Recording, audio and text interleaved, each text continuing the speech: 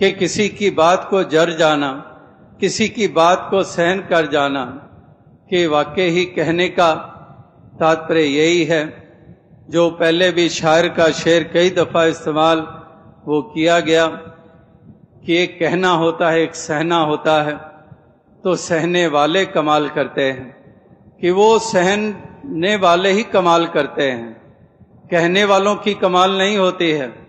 कहने वाले तो जो कह डालते हैं, वो चाहे निरादरी वाले भी शब्द कह जाते हैं, लेकिन फिर भी सहने वाले कमाल करते हैं।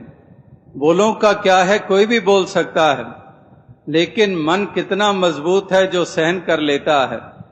ये है खंडियों तिखी, ये है वालों निकी, कि किस प्रकार से वो तेज धार के ऊपर चलने समान, कि वो तेज धार चुभन भी दे रही है, किसी के बोल पीड़ा भी दे रहे हैं, लेकिन फिर भी सहन किया जा रहा है, फिर भी उसको सहन किया जा रहा है, फिर भी मार्जिन्स दिए जा रहे हैं, फिर भी जज्ब किया जा रहा है। ये है तेज धार के ऊपर चलने समान, कि किसी के बोलों को भी सहन कर लिया, एक कोई हालातों का भी सामना कर लिया, वो भी सहन कर लिए। तो इस प्रकार से तेज धार के ऊपर चल रहे हैं, निंदा भरे बोल भी सहन कर लिए जा रहे हैं, और इस प्रकार से अपनी उस अवस्था को बनाए रख रहे हैं। ये है खंडे की धार के ऊपर चलना, कि फिर भी अपनी गुरसिक्खी वाली अवस्था को बनाए हुए हैं। इसलिए वो मिसालें दी गई हैं चंदन के पेड़ और वो जहरीले सांप की, कि जहरीला सांप उसके पास जहर ही जहर है, लेकिन चंदन के पेड़ के पास चंदन ही चंदन है, शीतलता ही शीतलता है, महक ही महक है। चाहे उस सांप ने जो जहर से भरा हुआ है, उसने उस पेड़ को लपेट रखा है, वो जहर से भरा हुआ है, लेकिन जो लिपटा हुआ है उसके पास महक है, उसके पास शीतलता है।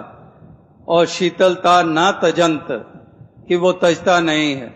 वो चंदन का पेड़ अपनी शीतलता तजता नहीं है, कि चाहे वो जहरीले सांपों ने लपेट रखा है।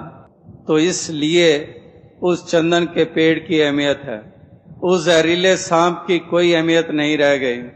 वो तो बहुत छोटा साबित हुआ है, कि वो लिपटा हुआ है चंदन का पेड़ जहर के साथ, लेकिन शीतलता ना तजंत, इसलिए विजयी हो गया वो चंदन का पेड़।